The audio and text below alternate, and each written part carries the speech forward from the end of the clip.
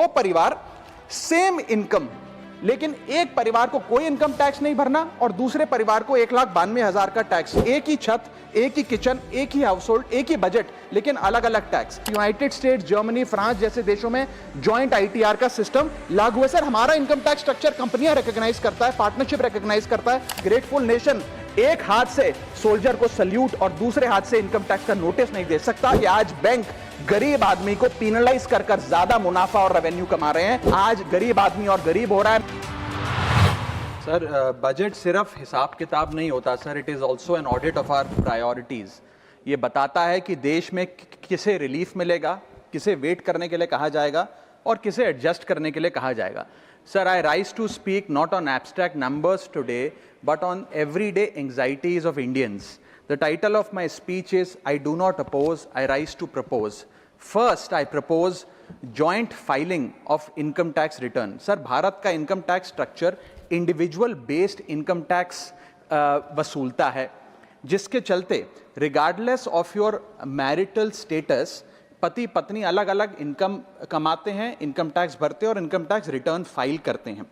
उनकी इनकम को क्लब नहीं किया जाता, एग्रीगेट नहीं किया जाता। इस वजह से डुअल इनकम कपल्स, जिसमें पति पत्नी दोनों पैसा कमाते हैं, इनकम कमाते हैं, उनको सेपरेटली टैक्स किया जाता है, जबकि उनके लॉन्ग टर्म इन्वेस्टमेंट्स शेयर्ड हैं, हाउस होल्ड के खर्चे शेयर्ड हैं, फाइनेंशियल रिस्पॉन्सिबिलिटी शेयर्ड है, चाइल्ड केयर कॉस्ट शेयर्ड है, तमाम लिविंग एक्सपेंसेस शेयर्ड हैं।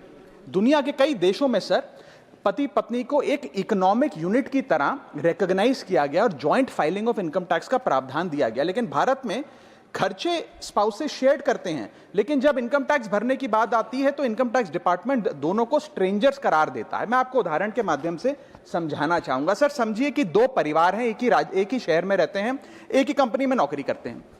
एक परिवार है जो 20 लाख रुपए कमाता है साल का, दूसरा परिवार भी 20 लाख रुपए कमाता है। स्कूल की fees, rent, grocery, medical bill सब समान है, लेकिन इनकम टैक्स अलग अलग।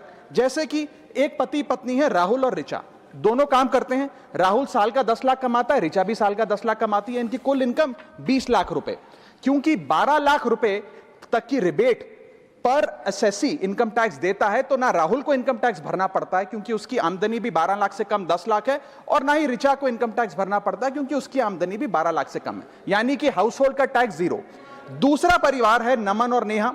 नमन साल का 20 लाख रुपए कमाता है और नेहा ने अपनी नौकरी छोड़ दी। वो घर पर बच्चे का ध्यान रखती है, माता पिता की जो बूढ़े हो गए उनका ख्याल रखती है। सर, नमन और नेहा की भी फैमिली इनकम 20 लाख है, लेकिन क्योंकि इंडिविजुअल टैक्सेशन है, नमन को 20 लाख के हिसाब से, स्लैब के हिसाब से इनकम टैक्स भरना पड़ता है 1,92,400 रुपए, और वहीं नेहा क्योंकि उसकी इनकम नहीं, उसे टैक्स नहीं भरना पड़ता। यानी कि दो परिवार सेम इनकम, लेकिन एक परिवार को कोई इनकम टैक्स नहीं भरना और दूसरे परिवार को 1,92,000 का टैक्स भरना पड़ता है। एक ही छत, एक ही किचन, एक ही हाउस होल्ड, एक ही बजट, लेकिन अलग अलग टैक्स। सर, मुझे लगता है कि अगर जॉइंट फाइलिंग ऑफ आईटीआर होगा तो इन मैरिटल कपल्स को इनकम टैक्स की जो रिलीफ है वो ज्यादा मिल पाएगा। मैं दूसरा एग्जांपल देता हूं। एक मैरिड कपल है सर, जो दोनों पति पत्नी आईटी प्रोफेशनल्स हैं, नौकरी करते हैं, एक ही घर में रहते हैं, शेयर्ड एक्सपेंसेस हैं। पति 18 लाख रुपए साल का कमाता है, पत्नी 6 लाख रुपए साल का कमाती है, यानी कि कुल इनकम दोनों की 18 जमा 6 24 लाख। अब जब इनकम टैक्स भरने की बात आती है तो पति की क्योंकि इनकम 12 लाख से अधिक है, 16 लाख, वो अपने इनकम टैक्स के हिसाब से 1,50,000 रुपए का सालाना इनकम टैक्स भरता है, और वहीं पत्नी क्योंकि उसका 6 लाख रुपए इनकम है, वो कोई टैक्स नहीं भरती है। यानी कि 24 लाख रुपए की इनकम पे परिवार को 1.5 लाख रुपए का टैक्स भरना पड़ता है। यदि इनकी इनकम को क्लब कर दिया जाए और इनकी रिबेट्स को, एग्जेम्पशंस को भी क्लब कर दिया जाए तो कुल आमदनी इनकी 24 लाख, कुल rebate 24 lakh, 24 minus 24, taxable income शून्य, इनकम टैक्स शून्य हो जाएगा। इसीलिए मैं प्रपोज करता हूं कि भारत में joint filing of income tax return लाया जाए, जिससे मैरिड कपल्स को ऑप्शन दिया जाए कि वे इंडिविजुअल फाइलिंग की साथ साथ जॉइंट फाइलिंग भी कर सकें। अगर ऐसा होता है तो हाउस होल्ड्स को एक इकोनॉमिक यूनिट की तरह रिकॉग्नाइज किया जाएगा, टैक्स इक्विटी दी जाएगी सिंगल इनकम हाउस होल्ड में और डुअल इनकम हाउस होल्ड में। थर्ड, सिंगल इनकम अर्नर को अनयूज्ड एग्जेम्पशन अपने स्पाउस की यूज करने का मौका मिलेगा। इनकम डाइवर्जन की प्रैक्टिस, जैसे परिवार में अपनी इनकम ट्रांसफर की जाती है ताकि परिवार वाले रिश्तेदार का स्लैब एक्सप्लॉइट किया जा सके, वो प्रथा बंद होगी। और sir on a lighter note, ज्यादा लोग शादियां करेंगे ताकि वे इस इनकम टैक्स सेविंग का फायदा उठा सकें।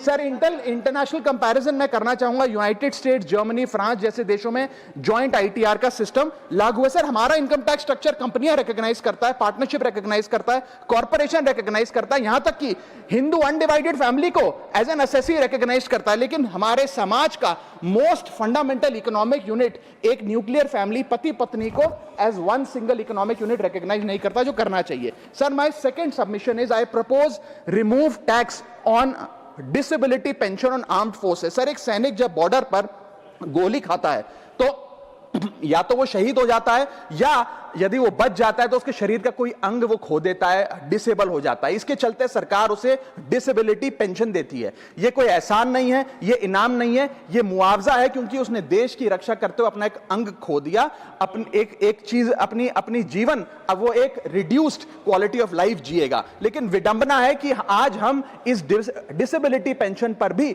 इनकम टैक्स लगाने जा रहे हैं। इस यूनियन बजट 2026 में फाइनेंस मिनिस्टर ने tax exemption on disability pension को विड्रॉ किया है, और 1922 से डिसेबल पेंशन आर्म्ड फोर्सेस को जो दी जा रही थी उस पर कोई इनकम टैक्स नहीं था। पहली बार 1922 से लेके आज तक कोई इनकम टैक्स नहीं लगा, लेकिन अब हम उस पर इनकम टैक्स लगाने जा रहे हैं, जो कि ठीक नहीं है। मैं आपको एक उदाहरण के माध्यम से समझाना चाहूंगा। एक सोल्जर जो 20 साल का जब था, उसने भारतीय फौज को ज्वाइन किया। 25 साल सर्विस करने के बाद एक्सट्रीम कंडीशंस में उसने दिवाली बंकर में मनाई, ईद बॉर्डर पे मनाई, क्रिसमस के दौरान पेट्रोलिंग करी, अपने बच्चों के बर्थडे, अपनी मैरिज एनिवर्सरी, सुख दुख के मौके सब मिस किए। लेकिन उसने अपने सैक्रिफाइस को कभी टैक्स स्लैब और टैक्स एग्जेम्पशन के चश्मे से नहीं देखा। लेकिन जब ऑपरेशन के दौरान किसी इंजरी के चलते वो अपना कोई अंग खो देता है और मेडिकल बोर्ड उसे 40 से 50% डिसेबल घोषित कर देती है, तो उसके पास दो चॉइसेस होती हैं। या तो वो सर्विस छोड़ दे और पेंशन लेने शुरू लग जाए। अगर सर्विस छोड़ के वो पेंशन लेने लग जाता है तो उसकी पेंशन एग्जेम्प्ट है। लेकिन अगर वो सर्विस नहीं छोड़कर अपनी पूरी टेन्योर काम करता है, अपाहिज होने के बाद, डिसेबल होने के बावजूद भारत माता की सेवा में कार्यरत रहता है, तो उसको डिसेबिलिटी पेंशन जब मिलती है रिटायरमेंट के उपरांत, तो उस पर इनकम टैक्स इस अमेंडमेंट के द्वारा लगाया जा रहा है। सर ये करके हम एक प्रकार से दो category of wounded soldiers create कर रहे हैं, जिसमें दर्द सहकर जो फौजी ज्यादा काम करता है उससे ज्यादा टैक्स लिया जाएगा। हम अननोइंगली पनिश कर रहे हैं सैनिकों को घायल होने के बाद जो काम करते हैं। So we are penalising courage, we are taxing endurance.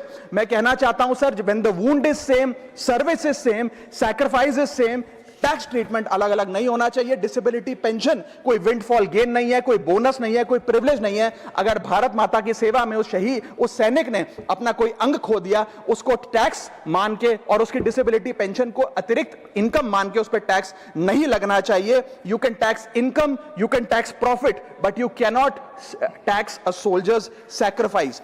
Sir मैं बस यही कहना चाहूंगा कि एक ग्रेटफुल नेशन एक हाथ से सोल्जर को सल्यूट और दूसरे हाथ से इनकम टैक्स का नोटिस नहीं दे सकता। इसे विड्रॉ करना चाहिए and restore full income tax exemption on disabled pension for all army personnel. Sir third मेरा प्रपोजल है no bank charges for not maintaining minimum account balance.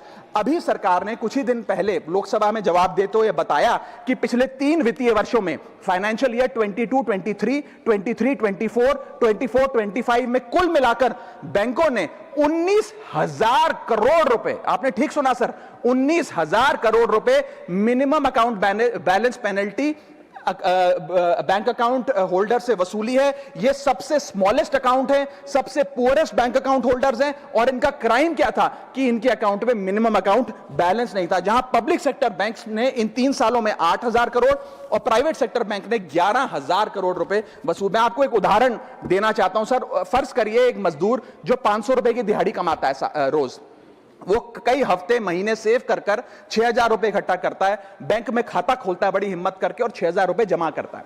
एक दिन कुछ महीनों बाद जब आपदा आती है, उसके घर में कोई बीमार हो जाता है, तो वो 6,000 में से 2,000 रुपए विड्रॉ कर लेता है अपने खर्चे के लिए, बचे 4,000 रुपए।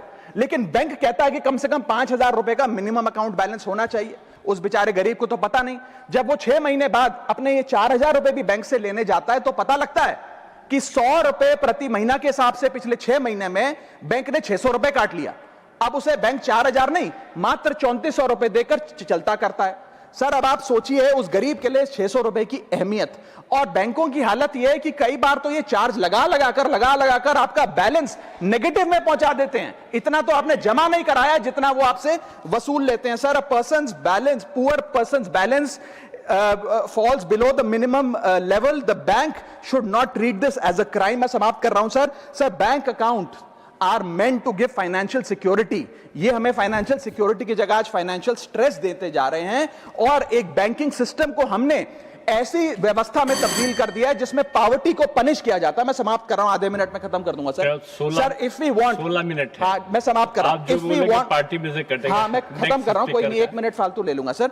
If we want more people to be a part of the banking system for financial inclusion, हमें स्मॉल सेविंग्स को प्रोटेक्ट करना होगा, ना कि पेनलाइज करना। आज देश में अर्बन बैंकों में, अर्बन ब्रांचेस में 5 से 10 हजार रुपए मिनिमम अकाउंट बैलेंस रखना पड़ता है। सेमी अर्बन में 3 से 4 हजार रुपए और रूरल ब्रांचेस में 1 से 3 हजार रुपए रखना पड़ता है, जिसके चलते बैंक 50 से 600 रुपए के बीच में पर मंथ चार्ज लगाते हैं। उस चार्ज पर भी 18% जीएसटी वसूलते हैं। अंत में मैं बस इतना ही कहना चाहूंगा सर कि आज बैंक गरीब आदमी को पेनलाइज कर ज्यादा मुनाफा और रेवेन्यू कमा रहे हैं, ना कि और किसी सर्विस से, जिसके चलते आज गरीब आदमी और गरीब हो रहा है। मैं अंत में बस सरकार को कहूंगा कि ये मिनिमम अकाउंट बैलेंस की पेनल्टी को वेव ऑफ करिए। हम किसानों के लोन जैसे माफ करते हैं वैसे बैंक चार्जेस एमएबी के समाप्त किए जाएं इस देश में, और गरीब को फाइनेंशियली इंक्लूड किया जाए।